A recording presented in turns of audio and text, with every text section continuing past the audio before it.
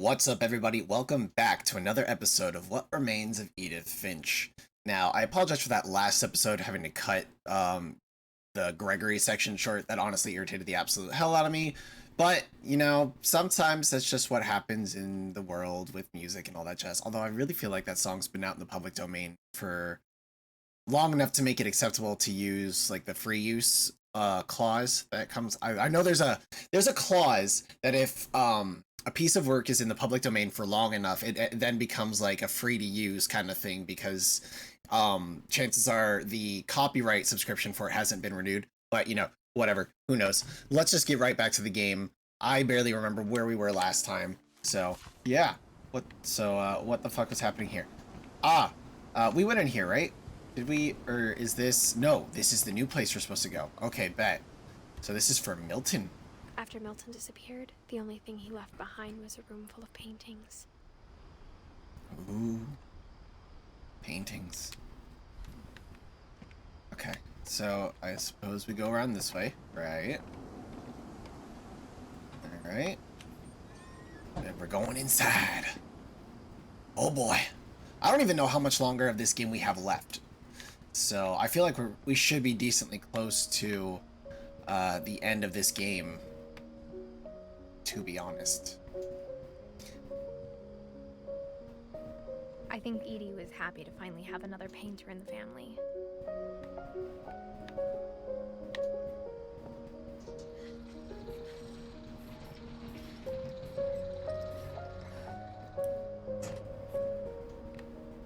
It's a really cool house, though.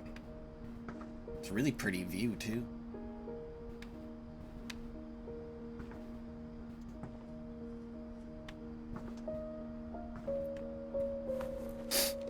The magic paintbrush. The magic paintbrush.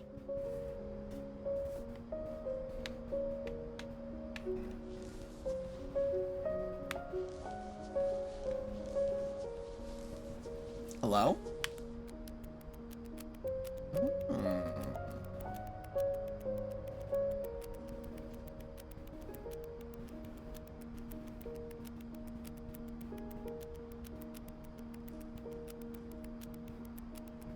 This is cool. I always loved drawing stuff like this in elementary school. Granted, it was like with stick figures fighting each other and shit, but this type of art was always fun.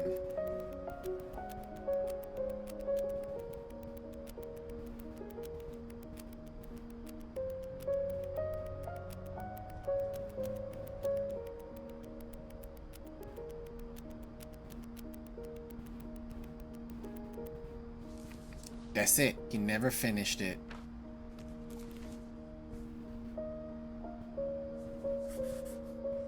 I was 4 when Milton disappeared.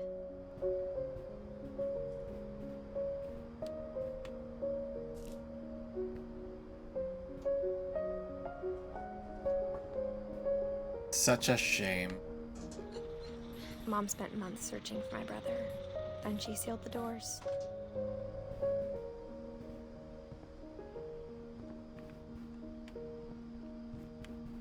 Whatever Milton had found in the house, Mom didn't want it getting out. Sounds creepy as shit.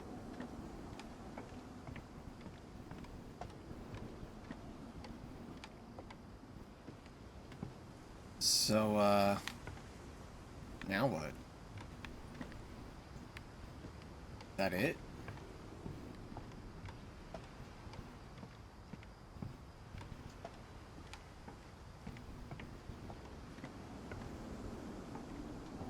Oh, there's a staircase I can go up.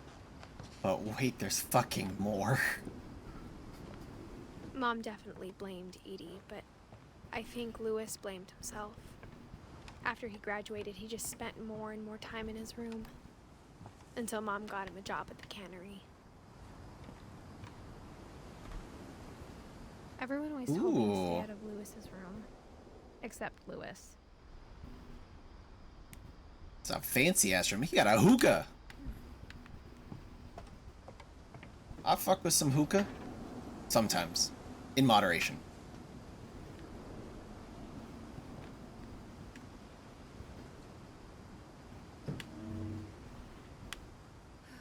we go. Come on in.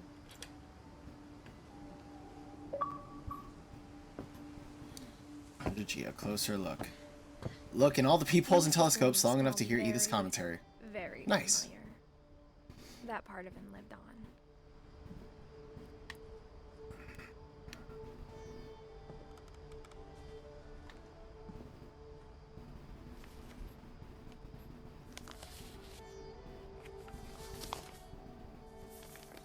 Some cultist ass shit. Dear Mrs. Finch, as Lewis's psychiatrist, I can understand your desire for an explanation. As I see it, the trouble began in January, shortly after we convinced your son to seek treatment for substance abuse. Newly sober, I believe Lewis first noticed the monotony of his daily life. Oh! He kept working at the cannery. But he withdrew part of himself. In our sessions, I saw the same behavior. His mind began to... blank? wander. Oh! I asked him to describe it. He said he started small. Yo, okay, this is kind of cool. He'd feel his way about. Then something moved. Bats. And toads.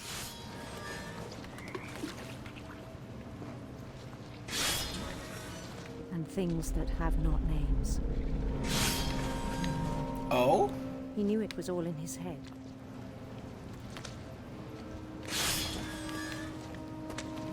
But he took it very seriously. I had hoped he'd find himself.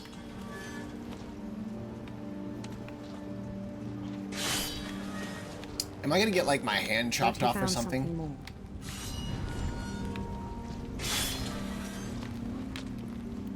I worried about him then.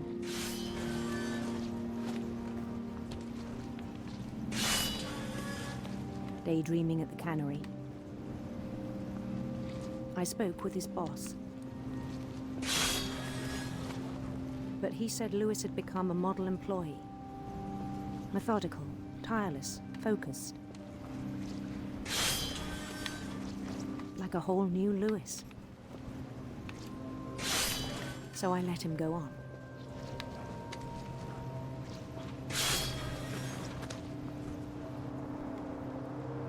I even encouraged him. It seemed very promising at first. This is wild. This is really cool gameplay. He told me he'd made a new friend. A doggy! On the edge of a city, he named My boy likes Lewis MMORPGs. He built the city up slowly, brick by brick. Then he made musicians.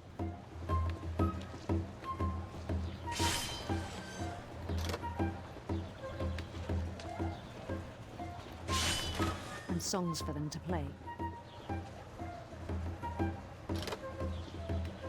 He talked about starting a band. And he was always humming something. Every day his imagination grew stronger.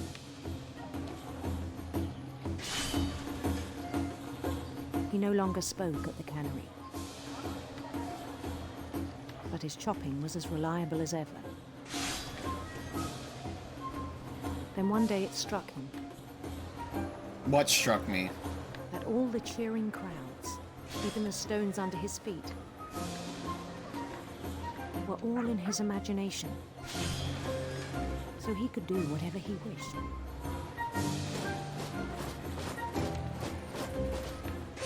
He held I'm them waiting next for my to hand to him, get fucking chopped off or some shit like that. and he won. That's a nice little Mario or They begged him to homage. stay, but his mind was already wandering. It became a game for him.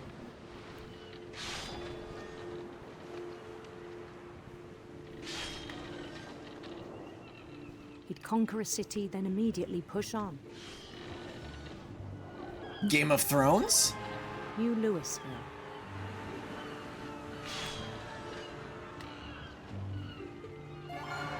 St. Louis. He started drifting away from our reality.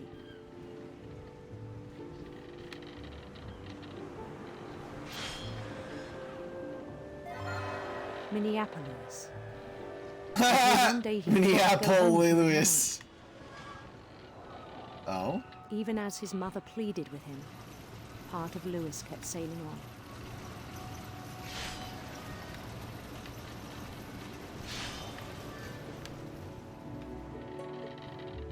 Fuck you, Mom. I'm an explorer now. And I chop fish heads on the side. He heard rumors of her.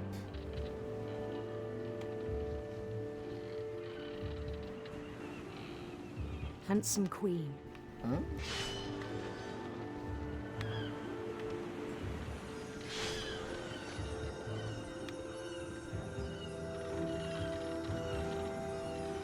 The queen was on her own quest for sinister serpents.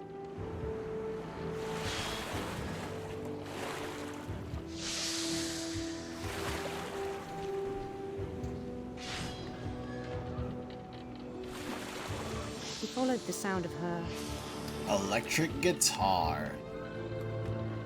Or electric sitar. electric sitar. I'm really in a choose your own adventure right now.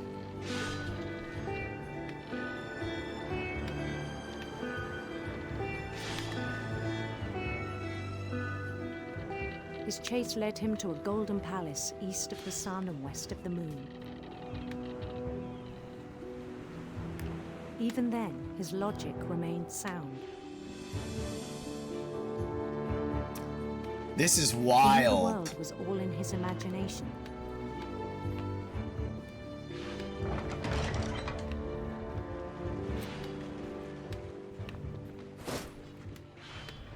But he was so proud of having created it. In his own eyes, he'd become something greater than a king.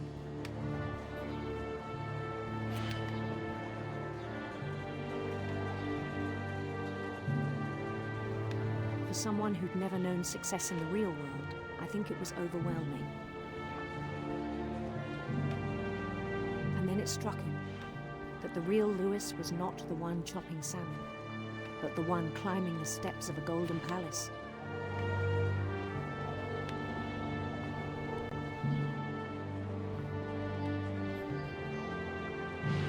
My imagination is as real as my body, he told me. It was hard to argue with him.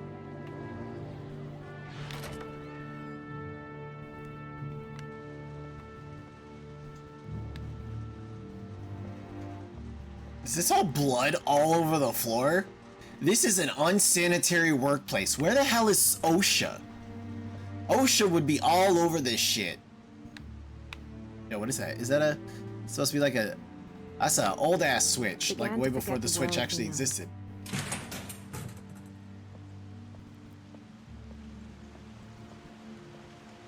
I think it pained him to remember Louis, the cannery worker.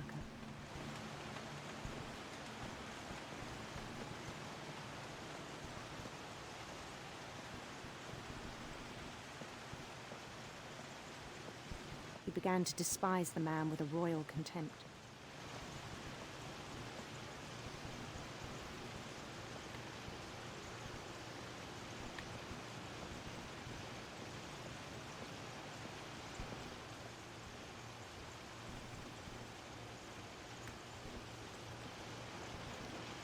I still thought I could save him.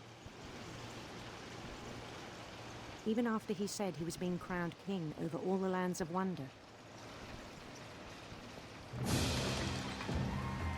The palace would be packed with his companions.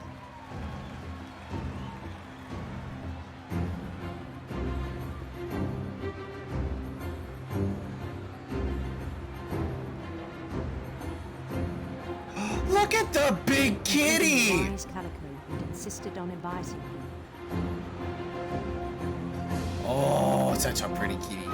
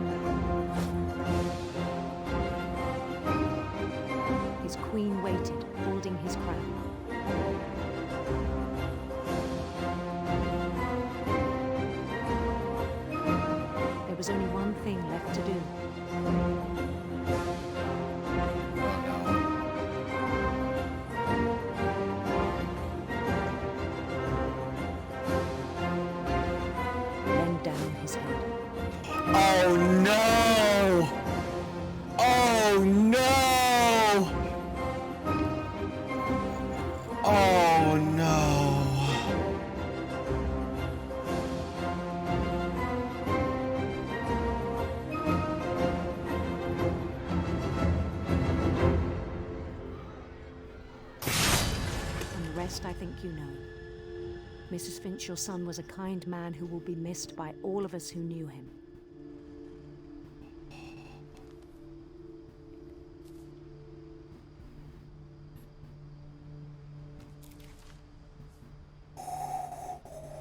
My brother was really cool. I wish you could have met him.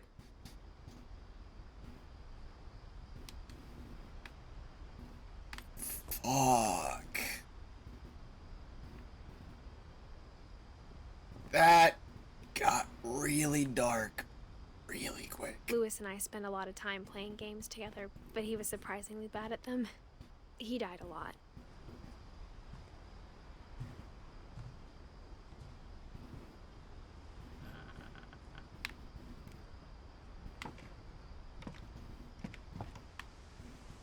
Oh wait, hold on. I want to make sure that there's something.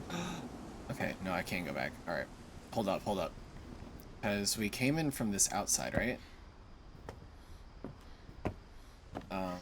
But there was a staircase over here to the left. No! No! Damn it! Edith! Edith! Turn your ass around.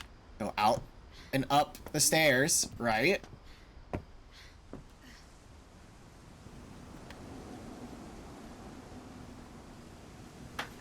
There we go. Thank you.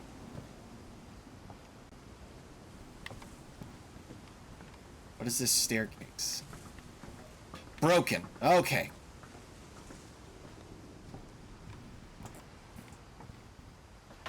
Alright, now we can proceed.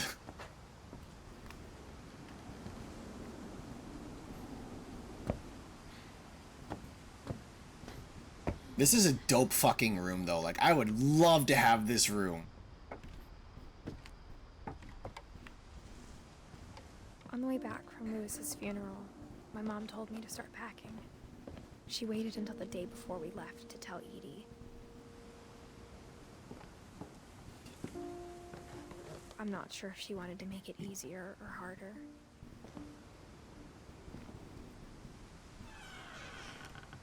I wish we'd stayed. But I understand why we left.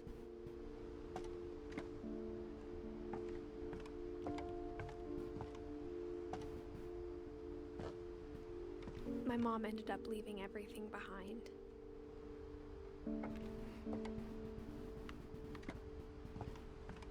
What happened that night had been coming for a long time. Maybe it should have come sooner.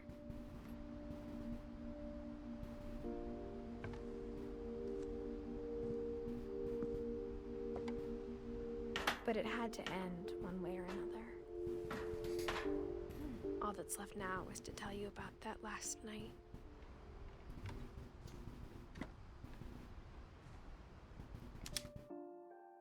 Have we gotten everything? We're still missing Dawn, Sanjay, Sven, Ingeborg. I feel like we're still missing it. Oh god.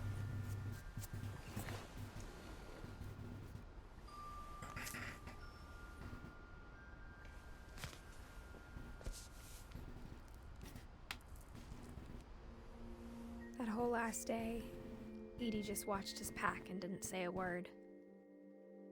Until supper, when she raised her glass and said, "To our final night together, and all our final nights apart."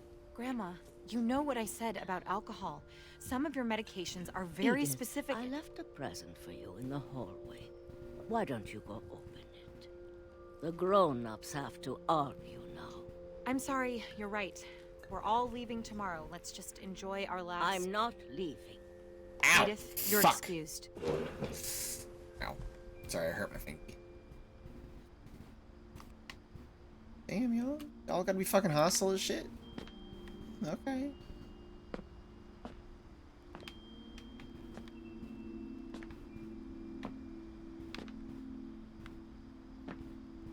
Okay. the power had been shut off that morning, but Edie always had plenty of candles.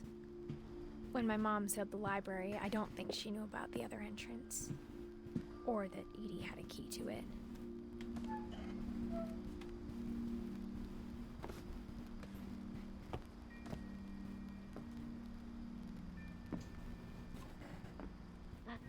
you're afraid of isn't going to end when you leave the house. Death? Edith has a right to know these stories. My children are dead because of your stories. I think it's best if Edith and I leave tonight. We'll have the nursing home send a van for you in the morning. Yeah, damn! Dear Edith, there's so many stories I wish I could tell you, but there's only time for one. This is about what happened on the night you were born. That night, the tide went way, way out.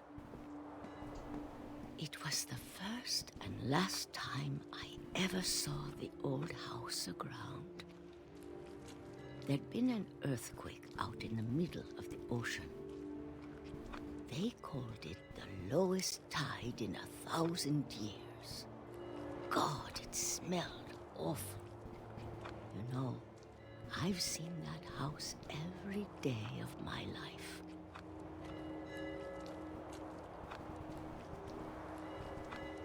But I never thought I'd go back to it. When the fog rolled in, I lost my way.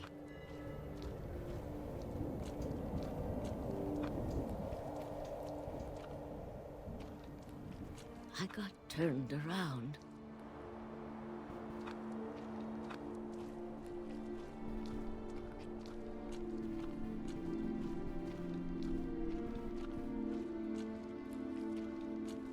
For a while, I wandered.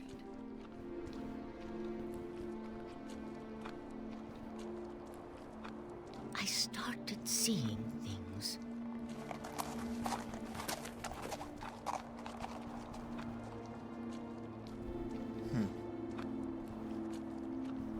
Things I'd forgotten had ever existed.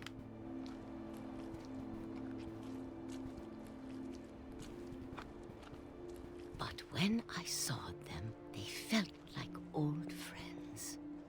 That night, a lot of things came back to me. Or maybe I came back to them.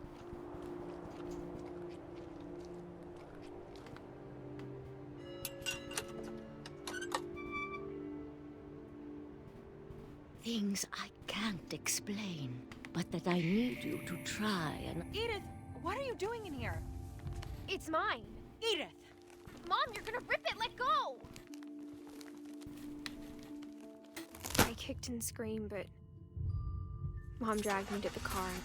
Mom kind of sounds like a bitch. I never saw Great Grandma Edie again. The next morning, the van came to pick her up, but she was already gone. After that, we moved around a lot.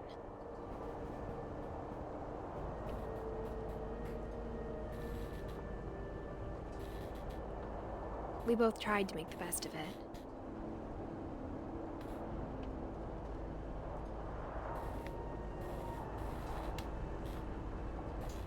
A few years went by.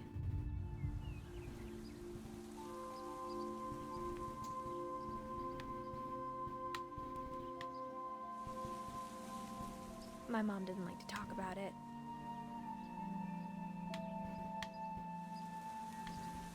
But she started getting sick a lot. The rest happened pretty quickly.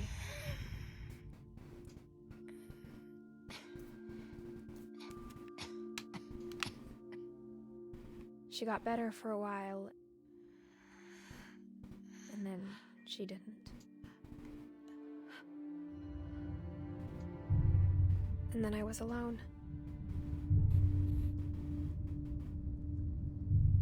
The last Finch left alive.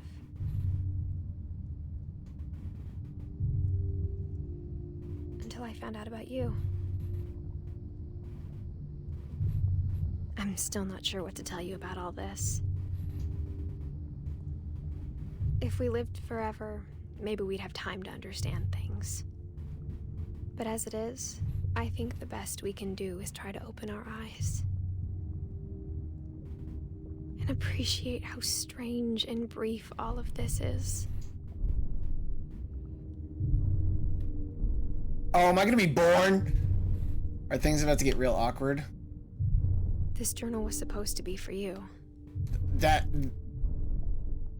Shield your eyes, children? I just want to meet you. The end of that tunnel is possibly what you think it Yes, is. if you're reading this now. Things didn't work out that way.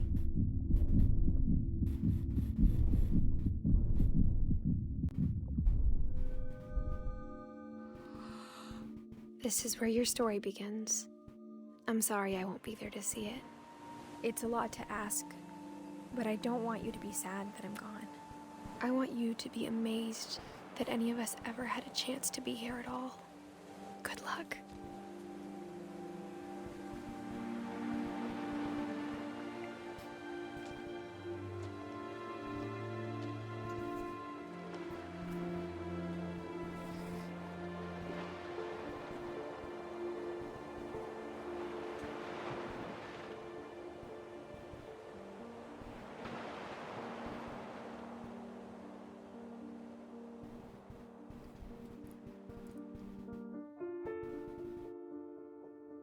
Damn.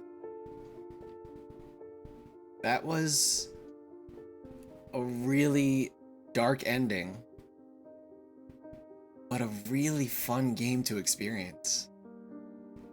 And the narrative in this game was awesome. I loved everything about this story. I hated that literally every single person in this family died in some weird, fucked up, or sad way, but wow, what a great game. And this game is currently on Game Pass, I believe. So it is definitely free to play if you have Xbox Game Pass.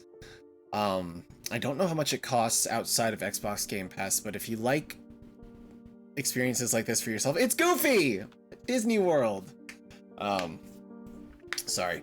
If you like experiences like this for yourself, I would definitely recommend you guys go out of your way to play it. Experience this for yourself. Maybe there's different ways this story ends. Yeah, I hope you guys enjoyed this as much as I enjoyed playing it and doing it for you guys. It was really, really fun. So make sure you guys give this video a thumbs up and make sure you guys hit that subscribe button. If you guys want to catch me live playing a bunch of other games, make sure you guys head over to twitch.tv/KillTheHorizon. It's where I stream 3 to 4 days a week, a wide variety of games, sometimes games like this, sometimes games like Smite, Destiny, Apex Legends, new releases, horror games, you name it, I probably play it somewhere either here or on Twitch. So be good to each other, and I'll see you guys in the next video, alright?